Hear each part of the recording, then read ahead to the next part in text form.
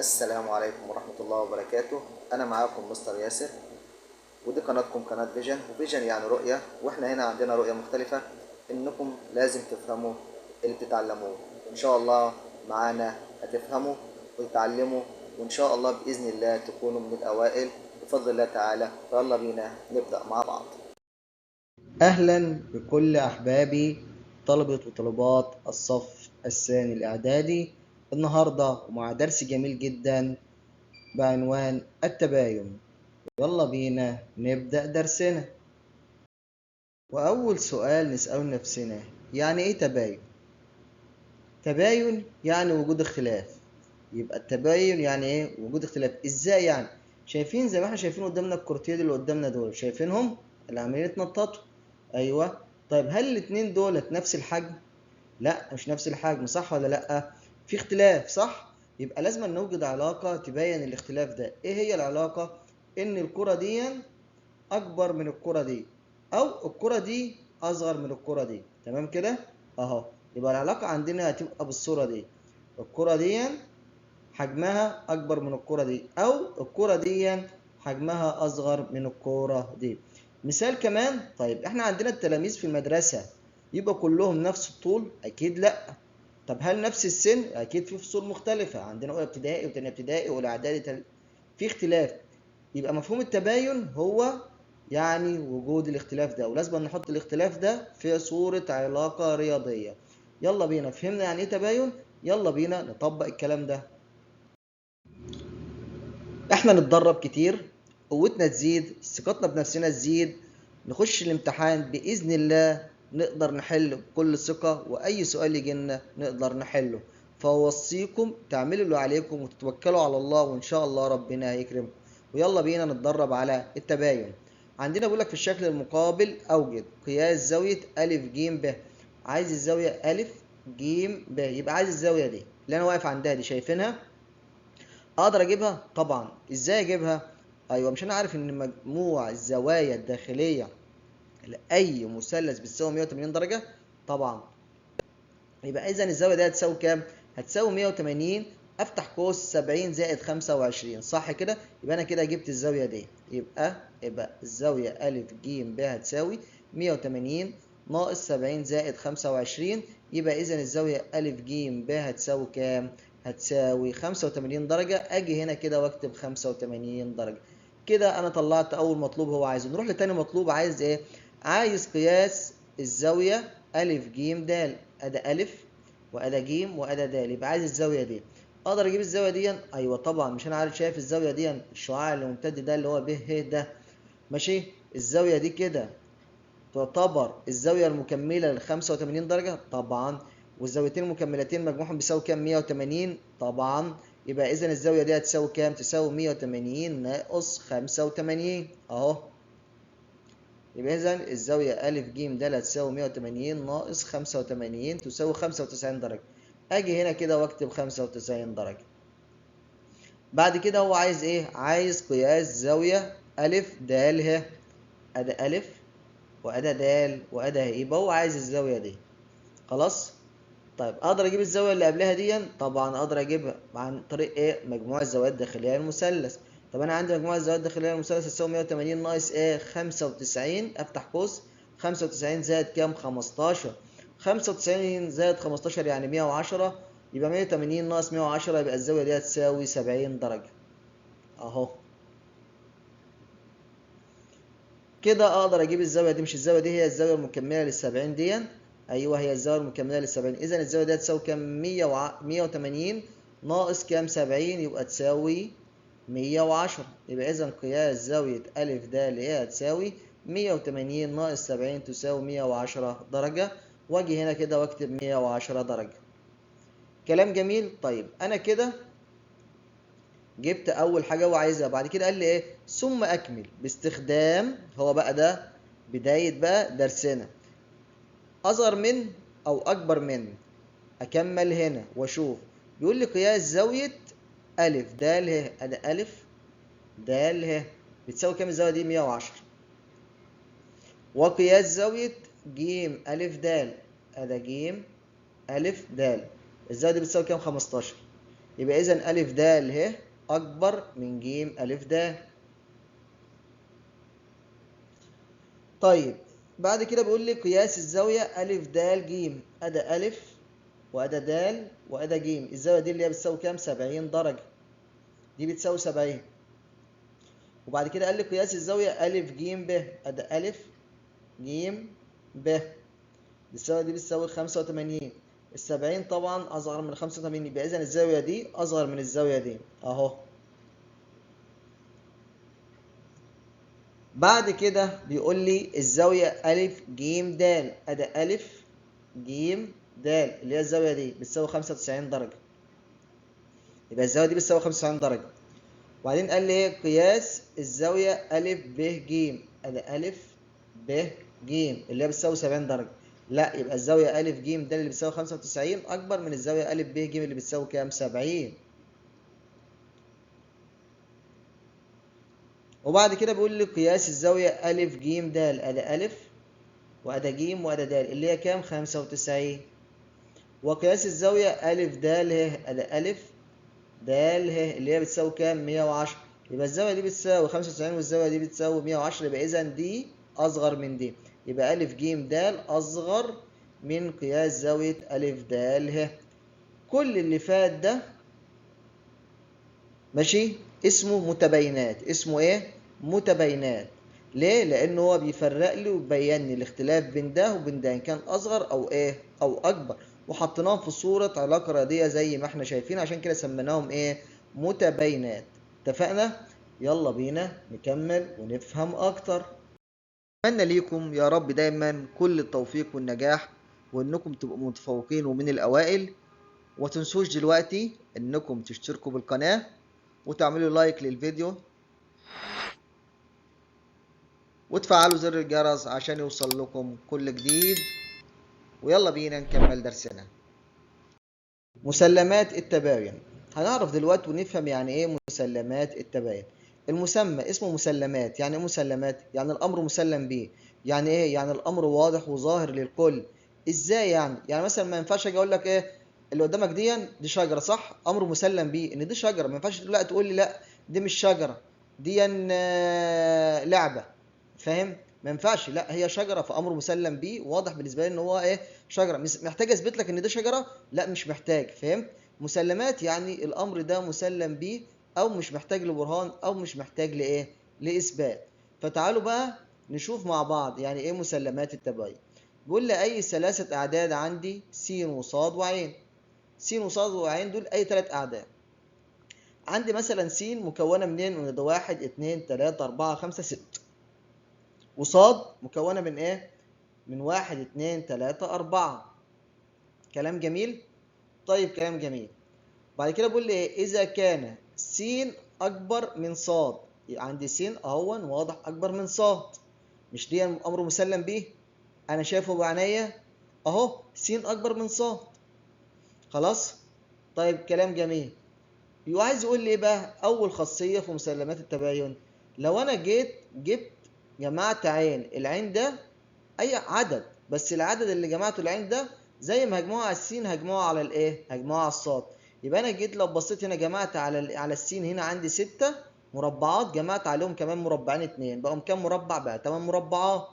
طيب جيت هنا عند الصاد برضك جمعت عليها برضك مربعين 2، كانوا هنا 4 جمعت عليهم 2 بقوا كام؟ بقوا 6. ماشي. يبقى اذا نكتبها كده. انا عندي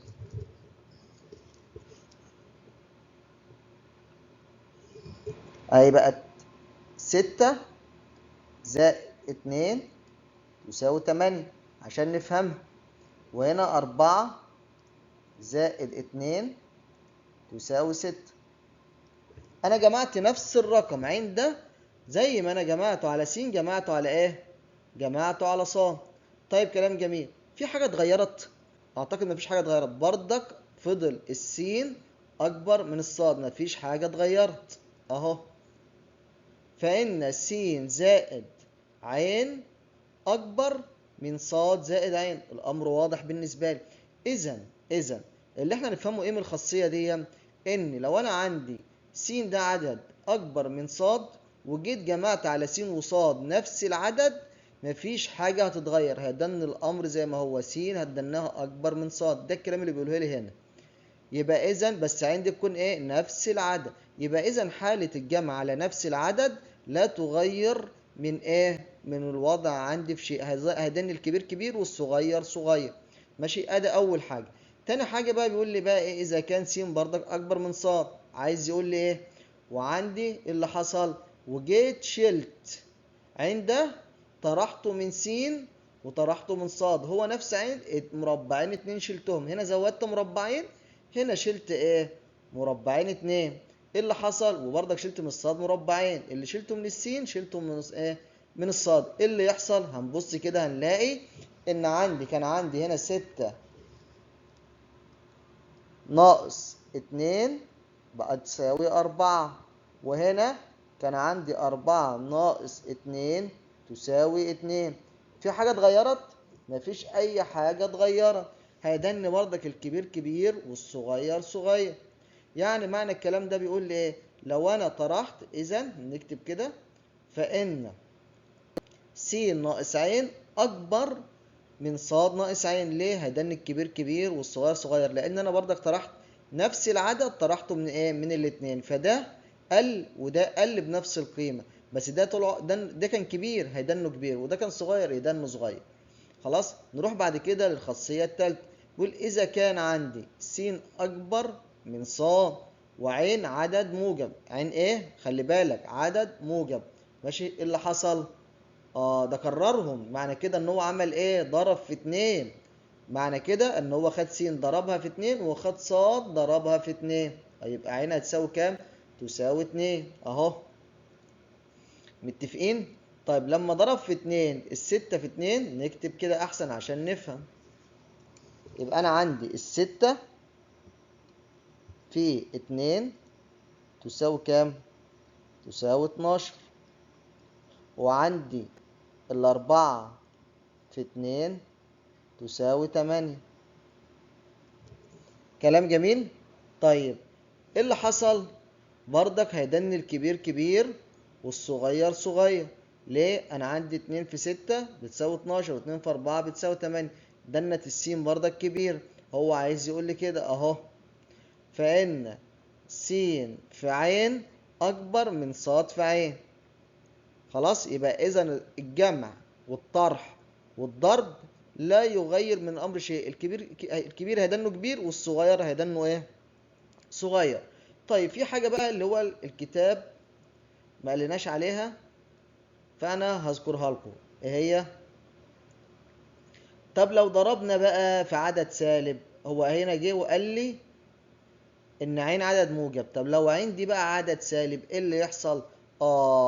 الأمر يتغير. إزاي؟ تعالوا نشوف مع بعض. أنا عندي هنا الستة دي، لو الاتنين دي كانت سالب 2، يبقى 6 في سالب 2 تساوي سالب 12، صح؟ وهنا بردك 4 في سالب 2 تساوي كام؟ سالب 8. طيب أنهي أكبر بقى؟ سالب 8 ولا سالب 12؟ سالب 8 هي الأكبر.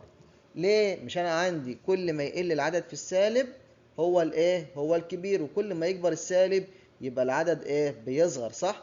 يبقى إذا اختلف في حالة إيه؟ لو أنا ضربت في عدد سالب، العدد السالب يشقلب الدنيا، يخلي الكبير صغير ويخلي الصغير كبير. خلاص. يلا بينا نكتب الكلام ده بردك اهو.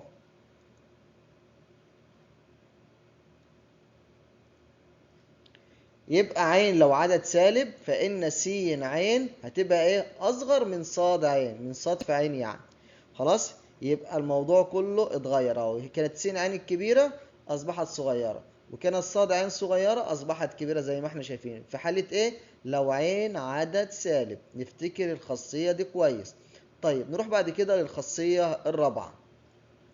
إذا كان س أكبر من صاد وصاد أكبر من عين، يعني أنا عندي س دي أكبر من صاد أهو. تمام كده؟ أنا عندي س أهي 6 وعندي صاد 4 وعندي عين 2. طب هو عايز يقول لي إيه؟ هقول لك عايز يقول لي إيه. إذا س أكبر من عين. مش أنا عندي س أكبر من صاد؟ طبعا. وعندي ص اكبر من ع طبعا. طب ما اذا س اكبر من ع طبعا، ونكتبها بالارقام برضه اهو. لو انا عندي س دي 6 وعندي ص دي 4 وعندي هنا عين 2.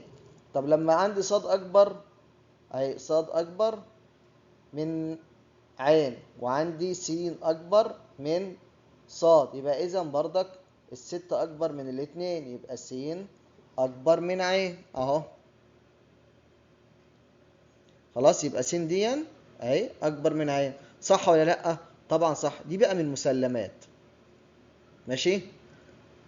بعد كده جه وقال لي اذا كان س اكبر من صاد والف اكبر من ب، يبقى انا عندي س اكبر من صاد والف دي اكبر من ب. انا اذا جمعت على السين جمعت عليها الف، الالف ده اكبر من الب، الالف هنا اهو مربعين 2 والب هنا مربع 1، وانا عندي السين هنا ايه 6 مربعات وعندي الصاد كام 4 مربعات. طب ان ايه؟ فان لو جمعتهم مع بعض يبقى س زائد الف الكبير مع الكبير اكيد اكبر من الصغير مع الصغير، صح ولا لا؟ اهو. يبقى انا عندي هنا 6 زائد 2 وعندي هنا 4 زائد 1، ده يساوي 5 وده يساوي 8 اهو. مجموعهم مع بعض اكيد الاثنين الكبار مع بعض اكبر من الاثنين الصغيرين لو جمعتهم مع بعض، صح ولا غلط؟ يبقى اذا لو جمعت الكبير مع الكبير اكيد هو هيدنه اكبر لو جمعت الصغير مع الصغير.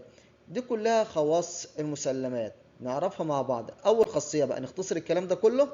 اول خاصيه، لو انا جمعت ماشي عدد ثابت عدد واحد على س وصاد مش هيغير من الامر شيء، الكبير هيدنه كبير والصغير هيدنه صغير. ونفس الكلام لو انا طرحت صح عدد ثابت ما بيتغيرش على س وصاد، الكبير هيدنه كبير والصغير هيدنه صغير. وفي حاله الضرب بردك لو العدد موجب، لو العدد ايه موجب، الكبير هيدنه كبير والصغير هيدنه صغير، صح. كل الكلام ده يعتبر ايه سهل. طب لو كان العدد سالب يتشقلب الحال، يتشقلب ايه الحال، الكبير يصبح صغير والصغير يصبح كبير. مفهوم الكلام ده؟ رحنا بعد كده بقى للخاصيه الرابعه والخاصيه الخامسه اللي معانا دولت ونركز فيها بقى. ايه بقى؟ لو انا عندي 3 ارقام وعندي سي واحد اكبر من الثاني والتاني ده اكبر من التالت، اذا يبقى الاول ده اكبر من التالت اهو، يبقى اللي احنا قلناه خلاص، يبقى س اكبر من ع. طيب نروح بقى الخاصيه الخامسه دي، ودي مهمه جدا ونركز فيها علشان هنستخدمها كتير في حل الايه المسائل بتاعتنا. طيب بيقول لي اذا كان س اكبر من ص، ادي س اهو اكبر من ص وانا عارف من فوق اهو، وبعد كده جه قال لي والف اكبر من ب، ادي الف اهو، ادي الف مكون من مربعين وب مكون من مربع واحد. طب لو انا جمعت الكبير مع الكبير ماشي هيدنهم كبار الاثنين، ولو جمعت الصغير مع الصغير هيدنهم صغيرين، يبقى اذا س زائد الف اكبر من ص زائد ب. فهمنا المسلمات دي الخمسه. هو الكتاب بيقول خمسه بس انا بقول لك سته، نضيف عليهم اللي هي الايه في حاله ضرب العدد السالب. خلاص. طيب يلا بينا ناخد امثله ونطبق الكلام ده. ناخد امثله كده على مسلمات التباين. عندنا المثال بتاعنا بيقول ايه في الشكل المقابل للشكل اللي قدامنا ده، قياس زاويه ا ب د، ادي ا ب د، يعني قصده الزاويه دي اللي انا واقف عليها دلوقتي، برضك نعلم لكم عليها اهي، نعلم عليها ونسميها زاويه واحد مثلا. ايه رايكم عشان نسهل على نفسنا اهو زاويه واحد. قال ان زاويه واحد دي ماشي، لا نغيرها احسن اهو، نعمل كده ونسمي دي واحد ماشي. وبعد كده قال لي زاوية واحد دي اللي هي أ ب د أكبر من قياس زاوية أ ج د، أكبر من قياس زاوية أ ج د اللي هي الزاوية دي اللي هي زاوية 2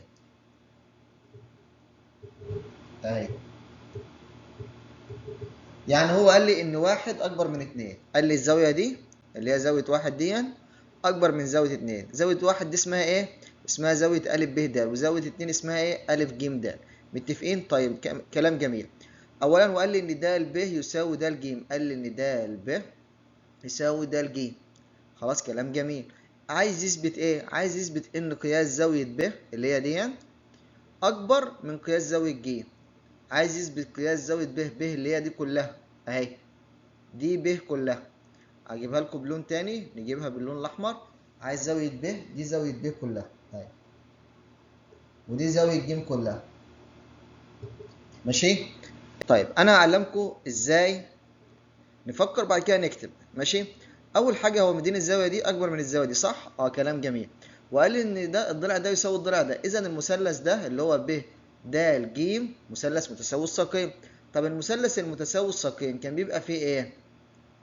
الزاويتي القاعده بيكونوا متساويين، صح ولا لا؟ يعني اذا الزاويه دي بتساوي الزاويه دي، صح؟ طيب كلام جميل. طيب انا لو جمعت، انا عندي الرقم ده، الزاويه دي نفس الزاويه دي، لو جمعتهم على عدد هنا كبير هيدنه كبير، وده جمعته على عدد صغير هيدنه صغير. فاكرين؟ دي الخاصيه الاولى في المسلمات عندنا. ماشي. طيب يلا بينا بقى ايه نحل. احنا دلوقتي هنقول ايه؟ هنقول قياس زاويه ا ب د اكبر من قياس زاويه ا ج د، صح؟ احنا عندنا قياس الزاويه دي اكبر من قياس الزاويه دي، صح؟ ده اول معطى اهو مديهولي، ونسمي ده رقم واحد. طيب انا عندي د ب يساوي د ج، صح؟ اقول د ب يساوي د ج. اذا ايه؟ ده مثلث متساوي الساقين، اذا الزاويه دي اللي هي دي اسمها ايه بقى؟ اللي هي د ب ج تساوي ايه؟ د ج ب اهو. يبقى قياس زاويه د ب ج هي الزاويه دي اللي انا واقف عندها دي تساوي قياس زاوية ايه؟ د ج ب. يبقى إذا الزاويتين دول متساويتين أهو. علم عليهم كده بالنجمة أهي، ودي بنجمة أهي. ماشي؟ الزاويتين دول إيه؟ متساويين أهو. خلاص؟ طيب استفدت إيه؟ استفدت الخاصية بتاعتي اللي هي بتقول إيه؟ اللي بتقول لي أنا جمعت رقم ثابت على بجمع واحد واتنين أهو. جمعت واحد واتنين. خلاص. هجمع أ ب د زائد قياس زاوية د ب ج، وهجمع دي مع دي نفس الكلام، واشوف ايه اللي هيحصل. مفيش حاجه هتحصل، الكبير هيدنه كبير والصغير هيدنه صغير. انا كده جمعت الزاويتين ا ب د اللي هو قال لي عليها الكبيره دي اللي هي رقم واحد، جمعتها على الزاويه دي. الزاويه دي هي نفسها الزاويه دي، الاتنين مساويين لبعض، وهو قال ان دي اكبر من دي، صح؟ يبقى اذا ده بمسلمات التباين بتاعتنا، اذا الطرف ده اللي هو زاويه ب كلها على بعضها، مش ده ا ب د، ادي ا ب د زائد زاويه د ب ج هي الزاويه دي كلها اللي هي زاويه ايه؟ اللي هي زاويه ب. يبقى اعوض عنها ايه؟ بب. وهنا دي قياس زاويه ايه؟ الاثنين دول مع بعض قياس زاويه ايه؟ قياس زاويه ج. يبقى اذا انا كده اثبت ان ب قياس زاوية ب أكبر من قياس زاوية ج، واستخدمت فيها خاصية المسلمات الخاصية رقم واحد. ناخد مثال كمان، يلا بينا ناخد مثال كمان. المثال اللي معانا دلوقتي بيقول في الشكل المقابل، الشكل اللي قدامنا ده، أثبت أن قياس زاوية ب د ج الزاوية دي، ماشي، أكبر من قياس الزاوية دي اللي هي زاوية أ. يبقى هو عايز يثبت إن الزاوية دي أكبر من قياس الزاوية دي. طيب نعمل ايه في الحاله اللي زي دي؟ اول حاجه اقوم جاي موصل شعاع من ايه؟ من ا لد، ده انه ماشي لتحت كده، ونسميه شعاع ه اهو.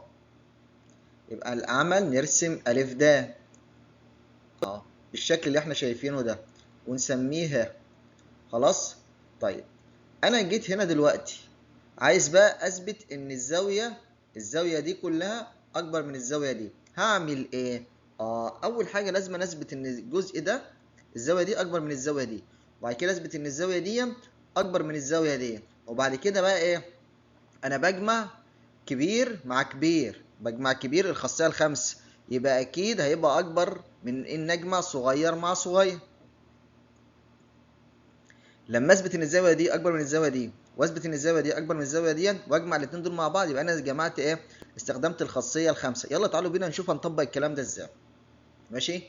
اول حاجه نقول قياس زاويه ب د ه اكبر من قياس زاويه ب ا د، يعني قصده الزاويه دي كده ب د ه، الزاويه دي كده اكبر من قياس الزاويه دي. ليه بقى اكبر من قياس زاويه ب ا د؟ ليه؟ لان الزاويه دي خارجه عن المثلث. الزاويه دي ايه؟ خارجه عن المثلث، فاكيد اكيد اكبر من دي واكبر من دي، صح ولا لا؟ طيب كلام جميل. يبقى اقول ليه بقى؟ لأنها خارجة عن المثلث أ ب د، المثلث أ ب د. طيب نفس الكلام أكرره مع الزاوية دي، الزاوية اللي اسمها إيه؟ ج د ه، هتبقى أكبر من قياس الزاوية اللي هي إيه؟ ج أ د، اللي هي الزاوية دي. ليه؟ لأن دي بردك زاوية خارجة عن المثلث أ ج د. يلا بينا أهو، ونسمي دي واحد طبعا. نقول قياس زاوية ج د ه أهي، أدا ج د ه اللي هي الزاوية دي أكبر من قياس الزاوية د أ ج اللي هي الزاوية دي. ليه بقى؟ بردك لأنها خارجة عن المثلث أ د ج، ونسمي دي اتنين. طيب أنا دلوقتي هعمل إيه بقى؟ هجمع دي مع دي وأجمع دي مع دي، يبقى أنا كده استخدمت الخاصية الخامسة في المسلمات، جمعت كبير مع كبير وجمعت صغير مع صغير، فأكيد الكبير مع الكبير هيكون أكبر من الصغير مع الصغير. يلا بينا أهو، بجمع واحد واثنين نجد أن قياس زاوية ب د ه ب د ه زائد قياس زاوية ج د ه، يعني الزاوية دي كلها لما اجمعهم يديني الزاوية دي كلها اللي هي زاوية ايه؟ ب د ج اللي هو عايزها اهي. خلاص؟ أكبر هلاقيها أكبر من ايه؟ أكبر من قياس زاوية ب أ د زائد قياس زاوية د أ ج اللي هي الزاوية دي، صح ولا لأ؟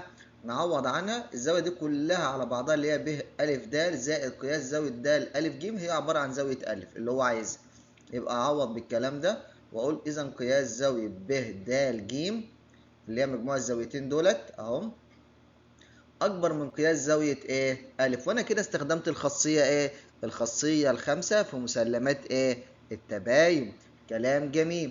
كده أعتقد إن إحنا وصلنا الموضوع وقدرنا نفهم إحنا بنطبق فيه إزاي، وإن شاء الله في المراحل اللي جاية بردك هناخد عليه بعض التمارين والأسئلة المهمة إن شاء الله، بس في مراجعة بعد كده بإذن الله.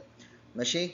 ودلوقتي أنا بدعي لكم يا رب يا رب كل التوفيق ونجاح لأبنائنا وطلابنا بإذن الله، ونصيحتي لكم تقربوا إلى الله واعملوا اللي عليكم، وإن شاء الله ربنا هيوفقكم وعمره ما يتخلى عنكم. وآخر حاجة أنا بشكركم، أنا بشكر كل واحد دعمنا بإنه إن كان عمل لايك للفيديو أو اشترك بالقناة، وده الشيء المتوقع منكم وده شيء إيجابي، وأتمنى يا رب إن احنا نكون عند حسن ظنكم.